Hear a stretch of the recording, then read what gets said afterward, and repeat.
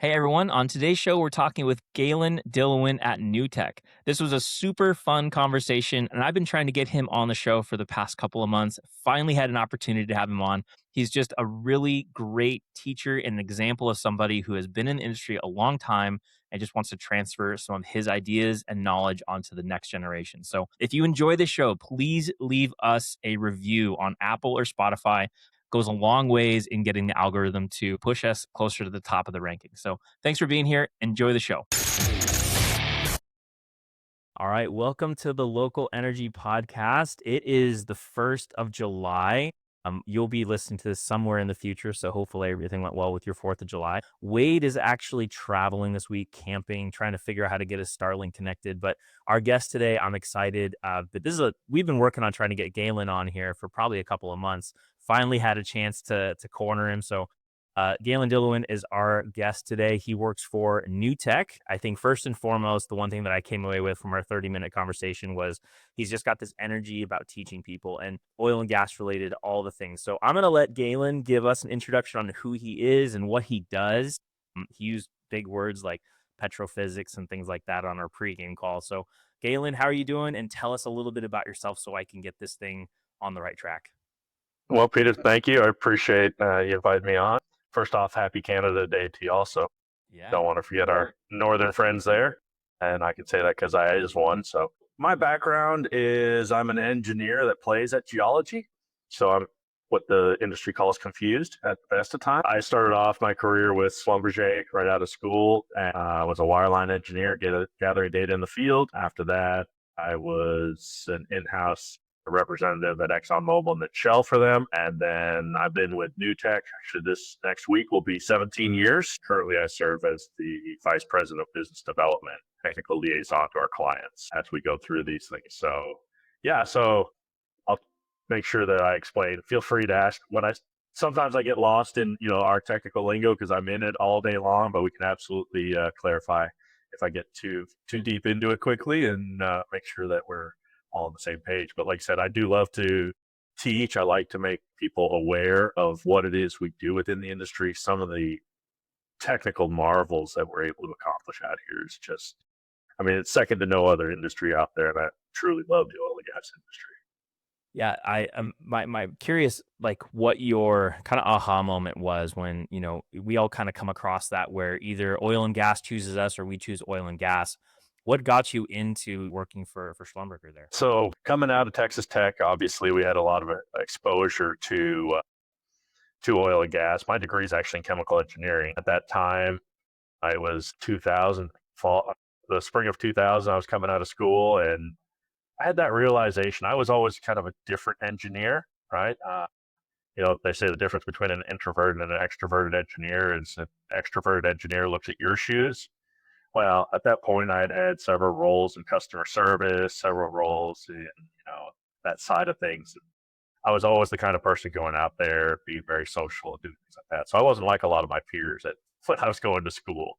And I came up to the realization early on that I didn't want to be stuck in a plant trying to eke out another 0.25% of efficiency. That sounded pretty much like hell to me. My roommate had done an internship with Schlumberger, and he talked about being out in the field and going to these rigs. And, a buddy and I had started kind of a side business of working on friends' cars for beer money so that we could make our way through college. And so I'd like to get my hands dirty. So it sounded like a good fit, and it was. Had a phenomenal time there. I enjoyed learning, taking that extremely technical side of things, applying it to a very physical, reward-oriented industry. And doing that, helping people look at the data of what they were doing led me to an ops management role at Schlumberger out in West Texas on the Eastern Shelf in Abilene. There I had a mentor by the name of Don Christensen. Anyone that's anywhere around logs probably knows that name. He's been a staple and still is a good friend of mine. And we were looking at it, and I said, Don, I was coming from offshore at that particular time. I said, Don, I'm looking at all these logs that the engineers are gathering, and I need to make sure that they're right. I said, so if you don't mind, give me the lay of the local geology and things like that. He goes, first off, you can't see curves. You have to see rock, right? Not all rock is the same. And I'm like, well, I'm an engineer. This could be hard. I'm not an artist about anything like that.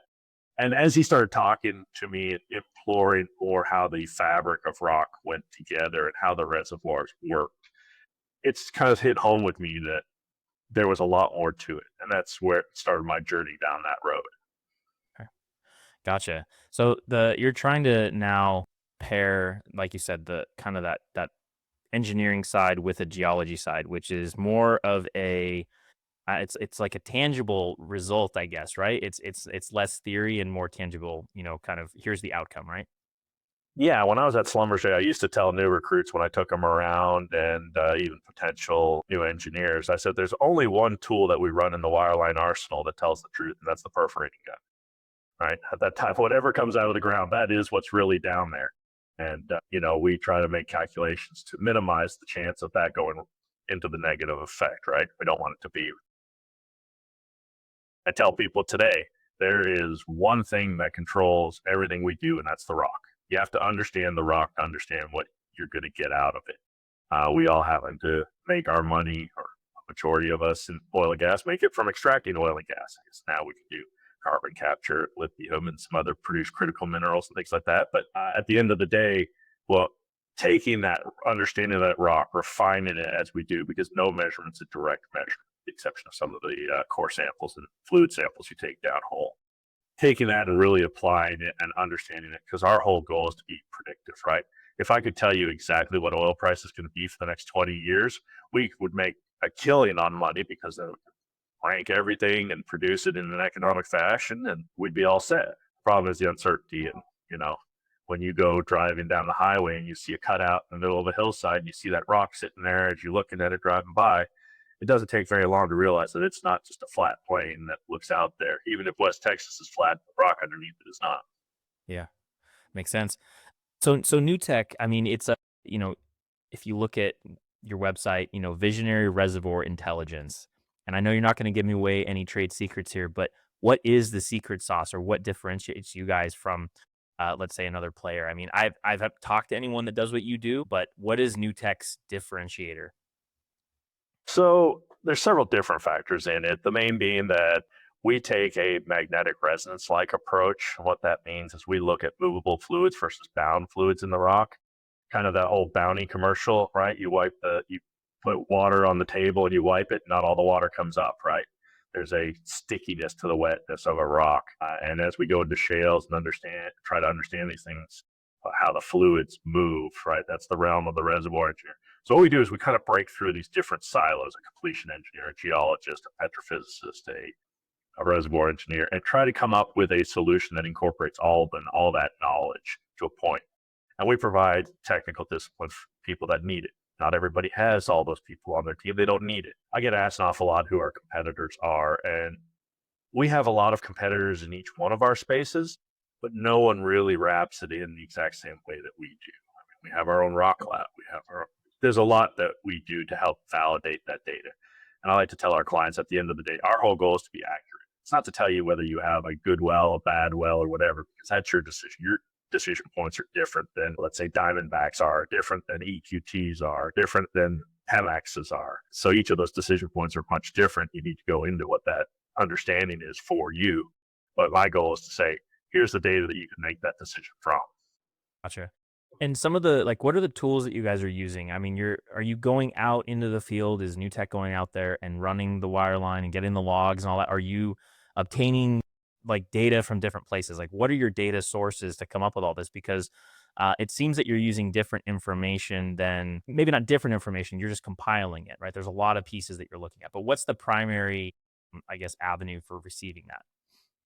So we have a number of ways. We use a lot of public sources for data, whether they're subscription based or whether they're, the Railroad Commission or, the state websites is one of them. Some of it we go digitize. We have agreements with people like Sabata for obtaining data. Our clients send us data directly off the wireline trucks. We don't go out to the field. I joke around with some of my clients. I've seen enough rigs in my lifetime that I don't really have to see another one just to see what a bit looks like turning to the right. Not at this point. But we take a lot of that data. It's something that's unique to us when we work for a client. Like I was on the phone this morning with a client. He's about to spud a well today. They were standing up the rig last night, and so we were going through what the wireline requirements are. And I asked him, I said, I don't really care who you use, whether it's Schlumberger, Halliburton. I bleed a little bit blue because anyone that's ever worked there does. But at the end of the day, looking at the acquired data, I said, what are you trying to accomplish with this? He said, well, we can send you this, we can do that. I said, we can do all sorts of things. The more data, the better it is, right? We reduce the uncertainty of what we're looking at. I said, but at the end of the day, I said, you have to have a reason for acquiring what you do. So if you don't have a reason to do it, you're just doing it because maybe it makes it hard to justify it with your investors. And that's the one thing in our industry you have to do, right? You have to justify to any investor why you're spending that money. Otherwise, don't return it to the investor, right? Hopefully in terms of a multiple, right? That's our whole goal. At the end of the day, we're trying to make money. And so looking at that, you kind of I take the approach when I go through and get these data. We don't use anything out of the ordinary, right? We're using a lot of commercial softwares out there. We've written some of our own software. That's one of the benefits of integrating some of the AI processes. We can make some of the tools that we've always wanted, but didn't want to necessarily hire any consultant for or a programmer for, because trying to teach a programmer oil and gas is pretty tricky. We've tried it before. They just think a lot differently, right? And I joke with our COO quite often because we employ consultants that do program because we have our online platform and such. But I'm like, it's very much Amelia Bedelia with when you tell them to do something, right? You say, I want to see the reservoir on there. Well, they don't understand that the reservoir is the same thing as the formation. And we start jumping around, and it's like, well, you didn't ask me to do that. Come on now, But I think the thing I was going to say about being unique about us is when we go work for a client, we bring data with us because we've been in business for just over 28 years now. And so we've been doing this and refining it. And over time, we get better.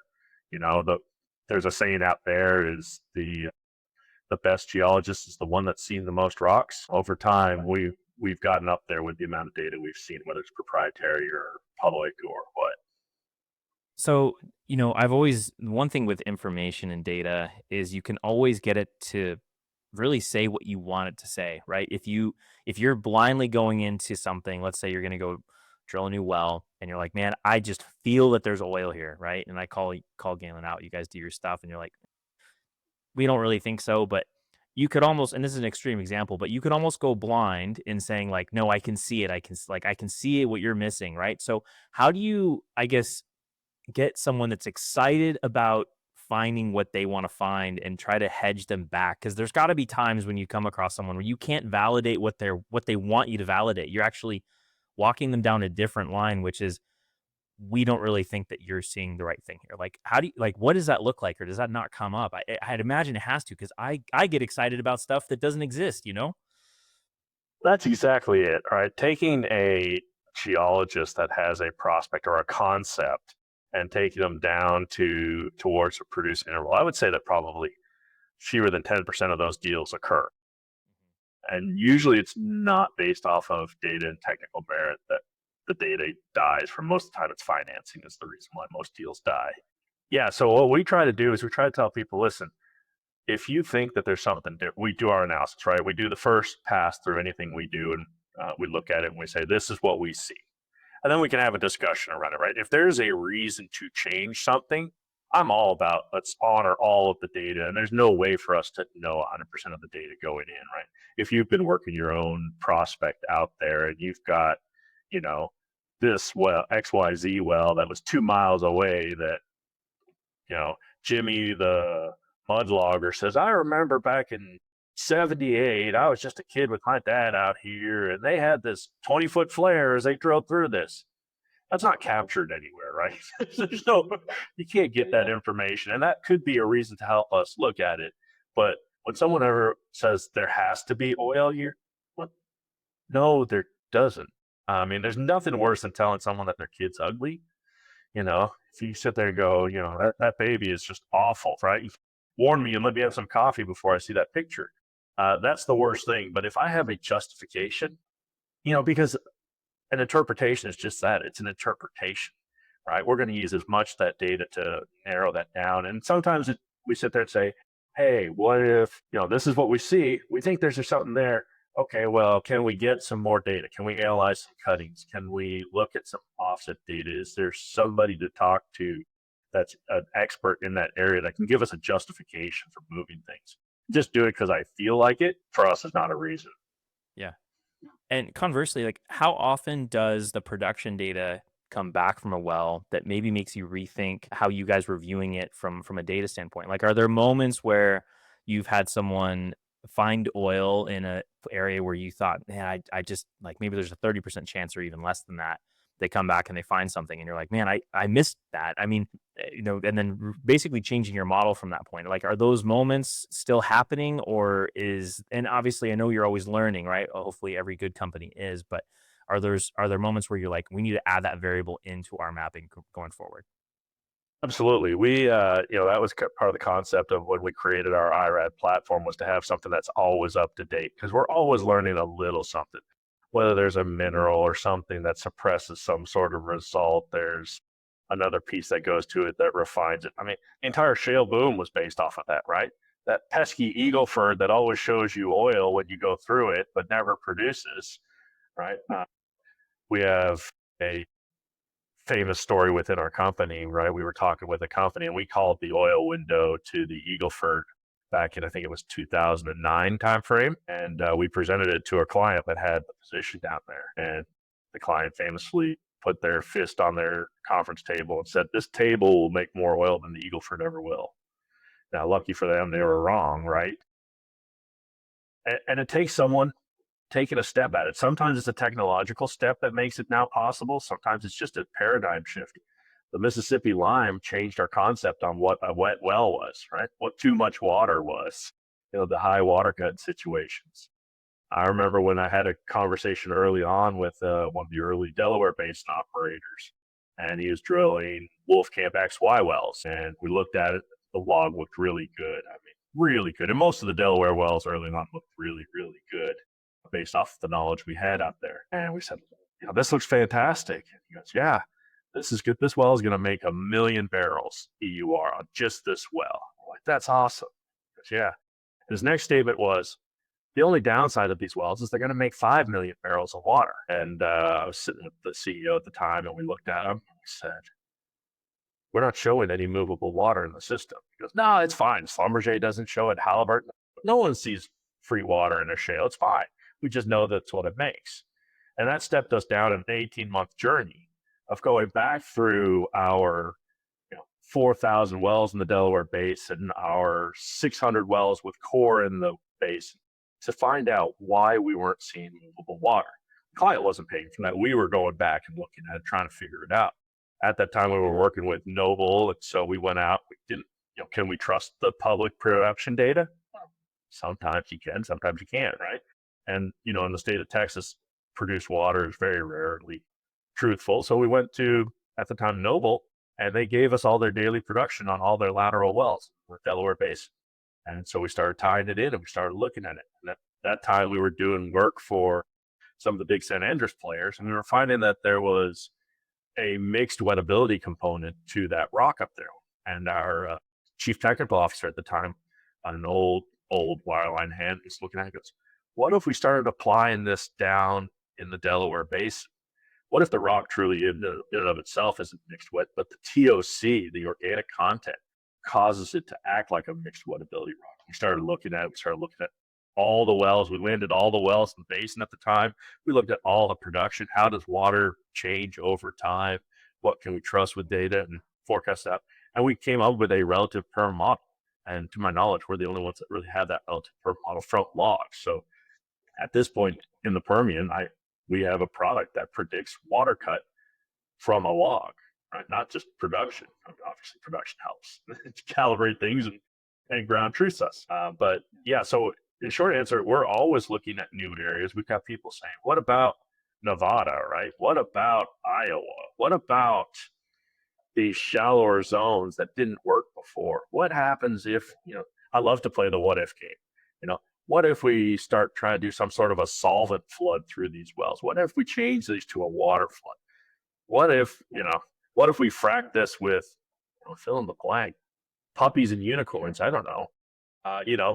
is there a technical way we can try to see if this works? And that's where the people make the change, right? Everyone said Mitchell was crazy for trying to go after the Barnett for all those years. It only took him, 25 years to become an overnight success, Yeah. the Barnett. Yeah. So, I mean, what if we could just frack in California, let alone drill? I mean, it's. Do you guys do anything out in California? I have to ask, like, or is that we do. okay? Okay, very We're cool. doing some offshore work out in California right now. I talked with several of the operators out there. California is a great example of resources that we can't get to, right? Obviously, it's produced a lot of hydrocarbon over the years. There's more to go get. It is just it's kind of like New York, right? It's the end of the Appalachian. There is stuff out there to go get. It's just an extremely difficult area to operate within due to the non-agreeable. The political conditions are difficult. Yeah. Yes, that's the way I was looking to say Right. it. Yeah, and it's coming back around, which is cool. I think we're starting to see some more drilling permits and stuff. So I'm excited about that. I'm going to Bakersfield in a couple weeks here again, just to But one thing, so as we're moving from let's call it tier 2 to tier 3, you've kind of more difficult areas. Like, is there a point at which like the petrophysics gets harder? I don't even know if I'm saying that word correctly, but it's a long one for me. But does it get more difficult, or do we get a point where the information starts to plateau? Like, we can't really have any sort of confidence about about the information. And again, I think you kind of answer that question by digging backwards of 18 months just to figure out how the water, all that. But really, is there a point at which you're like, man, I don't think we're going to be able to get through that barrier. We don't think we're going to be able to, and then we'll break through when we need to. Sometimes it just comes to a lack of data, right? You go into an area where there's just not a well. A great example right now is looking at the Pearsall Formation in South Texas, right? You have Formentera and EOG that are drilling we'll call it the Pearsall, right? The Pearsall is a series of formations, if you want to be honest about it, but they're drilling Pearsall wells out there. And so we've got clients asking us, well, do we have Pearsall in our area? And so we go out there looking for data and looking for things. And quite often, a lot of that data doesn't exist, or we can't get our hands on it. It's somewhere, I'm sure it is. The wells are deep enough, but I can't find it. And so, it's probably in a garage somewhere at some geologist's house, or, they, heaven forbid, passed away and it got thrown out because the kids were tired of all that paper that dad left out there and he always had. And so I think that's why there's things like what Brian McDowell's about is doing, of going out and collecting all these old logs and starting to scan them in. There's so much more out there. How many millions upon millions of wells have been drilled in the U.S. alone? And then if you look at the TGS data set, they've got probably the best data out there. I hate to say it, for just raw data, at least images.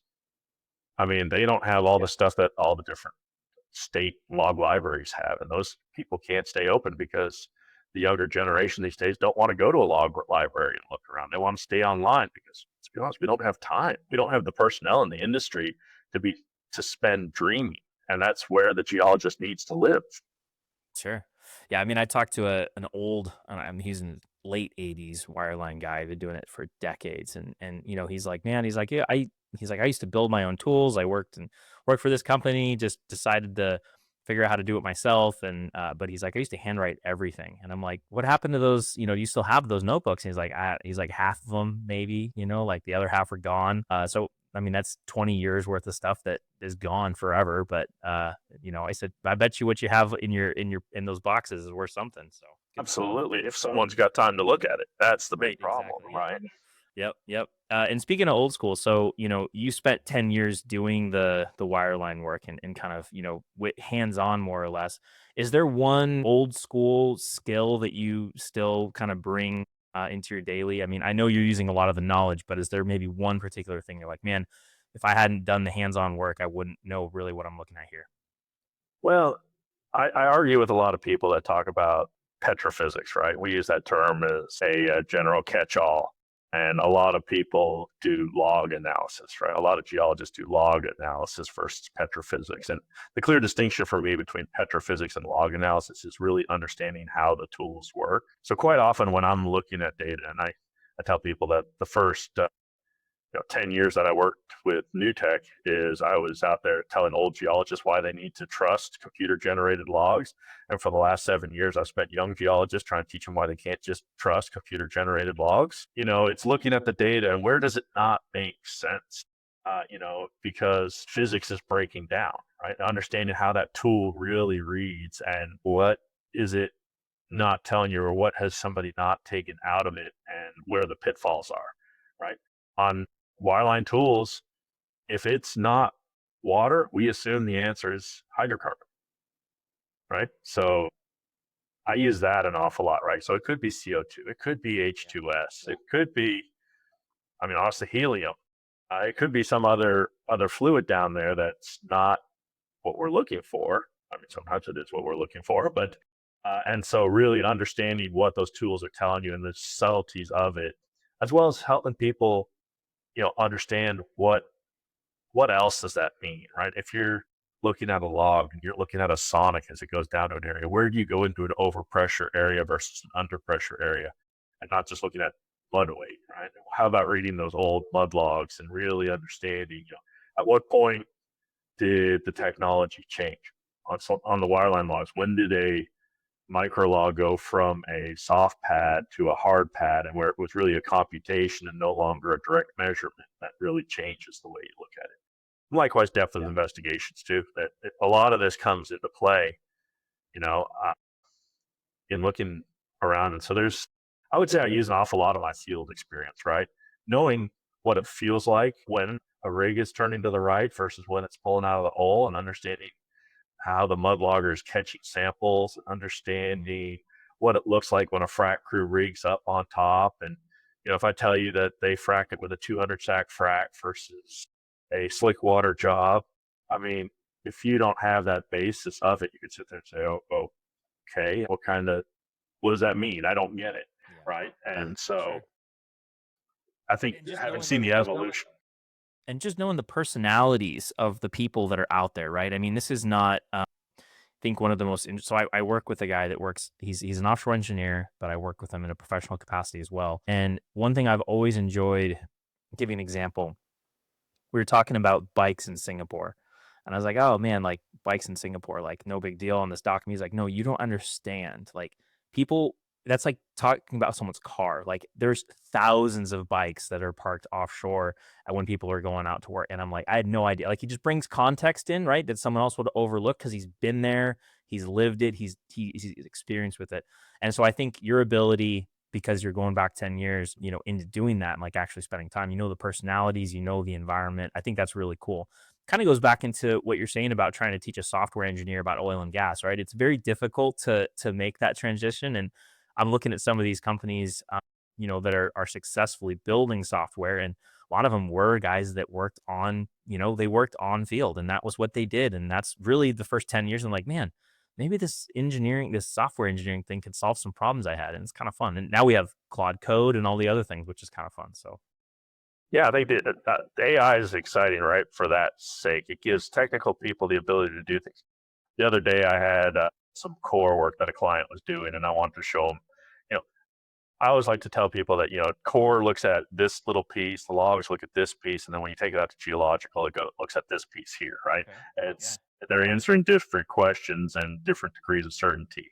And so a client had run some core through our lab, and I happened to have the log on that well that we already analyzed like 5 years ago, because it was an older core that he was analyzing. And so I wanted to plot the results of the core against the log. Well, normally the way that works is I take it, I send it to our data group. Our data group preps it for a petrophysicist. A petrophysicist plots it, sends it back to me, and says, "All right, do we need to change something? Do we learn something from this?" And we go back and forth with it. Well, they were busy, which is a good thing, right? We all want them to be completely filled up because that's how we make our money. And so after a day, it hadn't been done yet. So I was like, "Come on!" So I quickly went into, I think I was using Copilot even at the time. I threw it into Copilot. I wrote a program in Python to pull up our log to make the display look just like our log, and then to ask for the core data, and it directly imported the core data and plotted it on top of the log. Fantastic, right? I mean, I didn't have to get anybody else involved. It took me half a day to do it, and now we've got a tool that I can do that anywhere with. Sure. gets you directionally correct without spending tons of time, right? Maybe you can make decisions quicker, dismiss things that might not work, or lean into something that actually is worth the time, right? So, Absolutely. and speaking of, so you guys have a lot of information, a lot of data at NuTech. You guys released a study, at least this is my research, so I could be wrong, on the Permian Basin, so Barnett, Mississippi, and Woodford. Was there something that surprised you and your team in maybe something that the industry had overlooked in that area? Like, is there one takeaway or yeah, I don't even know if that's available for us to look at, but I'm just curious what your takeaway from that would be. So we're learning an awful lot about the Barnett actively right now. I mean, you have a lot of people that are drilling active, well, Merchant out there. You've got a lot of other people that are Oxy's drilling some stuff out there. And so we're continually looking at that information and having conversations about it. Because it's so variable, the understanding of good changes as we look at rock. Like I said, not just for an operator, right? Obviously, most of the big operators are drilling these big horizontal programs are looking for the next 20, 100, 200, 500 wells that they're going to drill. Right now, the big companies need sticks to drill to put on inventory because they've drilled so much of what's already out there. But what was good for the Wolf Camp isn't good necessarily for the Barnett or for the Woodford. So we've got multiple studies out in the park. I think we got 4 different studies that are out there for different horizons because different people are tackling different components of it. It's not a one size fits all. And once you have the logs or once you have the maps, it doesn't solve all your questions. You got to dig into it more than that, right? If that was the answer, then we know what every well is going to make, and every well would make about the same type of return, right? Let alone 3 wells on one pad that all produce differently, even though they were drilled the exact same time, fracked the exact same way by the same person. So there's a lot to be said about all of that information and having that out there to generate. So I think understanding regional context is very important for any type of work, right? You can't just sit there and say, well, EOG did this and Oxy did that, right? And so I've got, they were a county away, so I'm right here, so it's the same thing. No, you're not necessarily, right? If it is, great. You need to know that too, but you also need to know what the differences are and change it. Right? I always joke with people when they talk about how many wells should I drill here? Right? What's my well spacing supposed to be? I'm like, well, there's 2 trains of thought with that, right? You either space your wells for the frac you're going to put on it, or you frac your wells for the spacing you're going to have. They go hand in hand. It's kind of the Rubik's cube. You turn one, the other one turns with it. And so, how do you make that all happen? And like I said, going from tier 2 to tier 3, you know, Exxon's not going out there to do tier 3.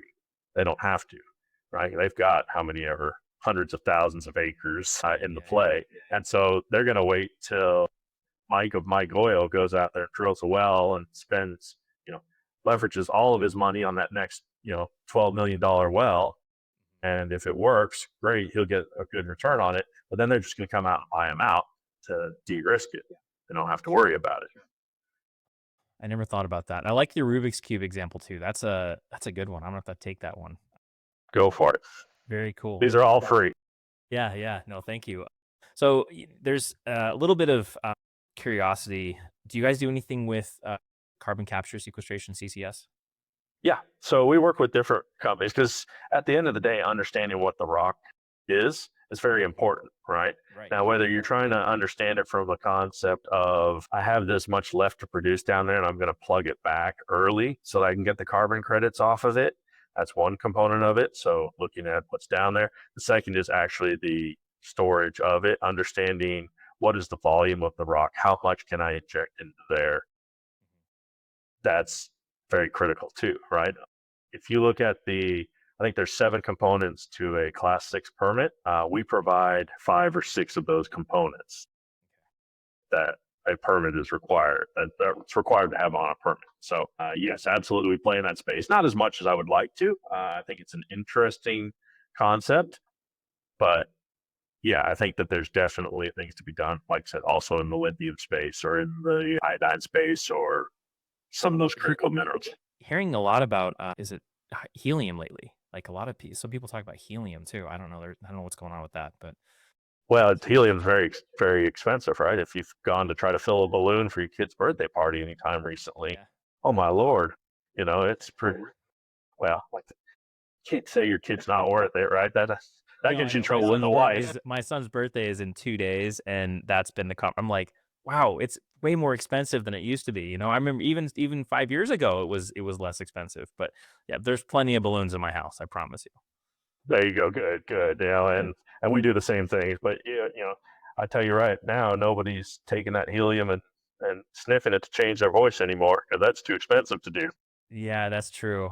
Oh, man, but such fun when it happens, like, that'll be happening on the 4th, I'm sure, so but back to the carbon capture stuff, like, seemed like it was really hot for probably, like, a good year, maybe 2, and then it's sort of a lot of, at least in California, the conversation kind of dwindled, right? And it's been difficult to get the Class 6 permits done and all that.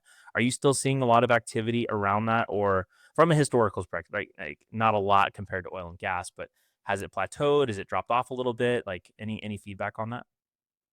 There's a lot. Each state is different, and that's what makes it hard, right? And so, how they have primacy and what can be done, and who own the discussion in a lot of these states is still ongoing as to who owns the pore space. So, if you inject into it, and if it's an old oil and gas reservoir versus a water reservoir, are you killing some sort of resource that the mineral owner should really have access to? Do they need to be compensated for it?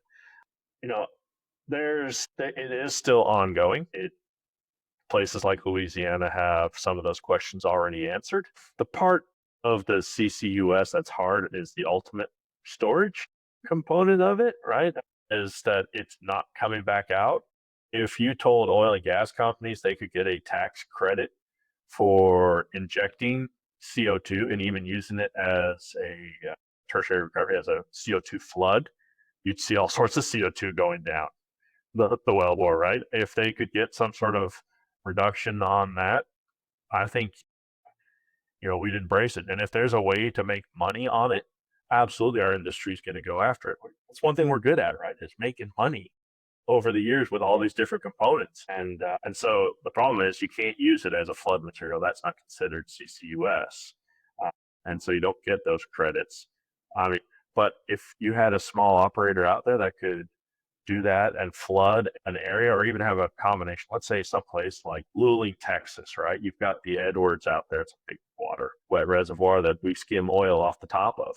And there it is, thousands of wells out there. If you could start injecting CO2 out there and repressurizing these reservoirs, doing things like that to push the hydrocarbon, I mean, yeah, go for it, right? I mean, one, it helps everybody as long as we're not just bending it back to the atmosphere after we're done, right? That's it. Sure. Gold. You know, it's So got to change the incentive and change the game, right? And there's a lot of people involved in what's under your feet. So it's yeah, I didn't even think about the mineral owners, how that's got to be sorted out. And, then there's is this carbon ever going to go back out in the atmosphere? Like, how do we make sure that it's going to stay there for 30 years and all this stuff? So it's, well, some of the testing that the EPA and some of the other agencies have requested, right? If gas has stayed in a reservoir for millions of years, do you think CO2 is going to come out of that reservoir? Probably not, right? I mean, it's sealed, all right, but having to do all the work to prove that it's sealed, I'm like, well, it's got gas.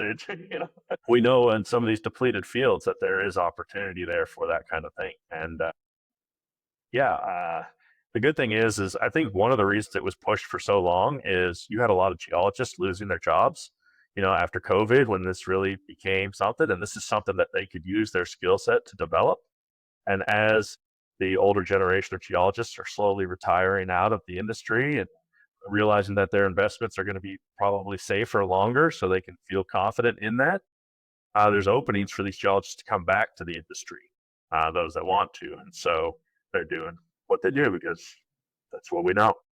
yeah. So Galen, I want to be respectful of your time and you've just been a wealth of knowledge and I look forward to talking with you again sometime. But, you've been around for a long time. You've seen the ups and the downs through this. And, what keeps you optimistic about the industry when, the economics of it and the oil prices and sometimes just Mother Earth just wants to kind of kick us all, right? It can be tough. But what keeps you most optimistic? Like, is it pure obsession about this industry, or is there something that's maybe more practical that you could share?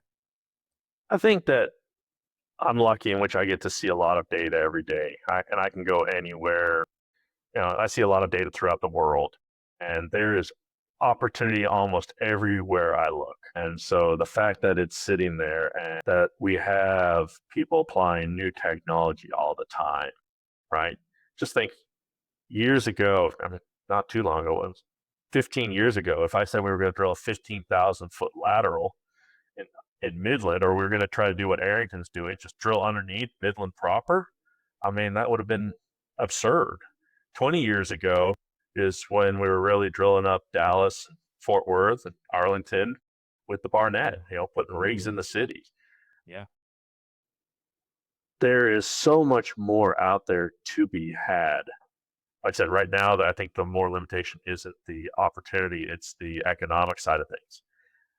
You can argue what you will about oil price, right? The fact that we've seen now record draws against the oil reserves month after month, and oil price keeps going down after the Iran conflict doesn't make a lot of sense to me, right? I think there's a lot of trader issues going on influencing price, and uncertainty is really the enemy of our industry. Like I said before, I mean, if we have certainty, we can make the decisions and make things happen. But not knowing what's going to happen out there, means there's other opportunity. So at what point does some of the big players start selling off some of their acreage because they need to control debt, or they need to control some other aspect of just running a business? I mean, Exxon buying Pioneer is a great example. They were in the Permian forever, right? Look back through the records and see where they were at. They sold it all off because the Permian was dead. Well, the Permian's been dead 3, 4, 5 times in its lifetime, and it just keeps coming back a little bit more, a little bit better. And so I'm excited to be able to work on things like that, help new players find new opportunities, have younger people that are trying to take that stance.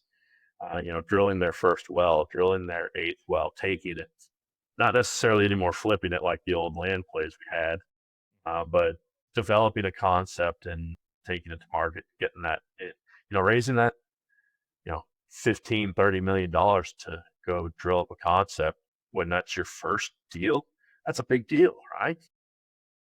And getting people to buy in and be part of that story, right? Maybe it's a small group that has 5 or 6 private investors because they're going to try a concept out, really explaining to them what it is they're looking at. That just keeps me going and looking at it. Totally. I'm right there with you, man. The opportunity in this business, and like it's spent a lot of time talking about oil and gas with people in the industry. My wife doesn't understand my obsession. She will someday, hopefully, but it's just a great place to be. So, for all you listening that are interested in the field, I mean, there's just so many different places to take this.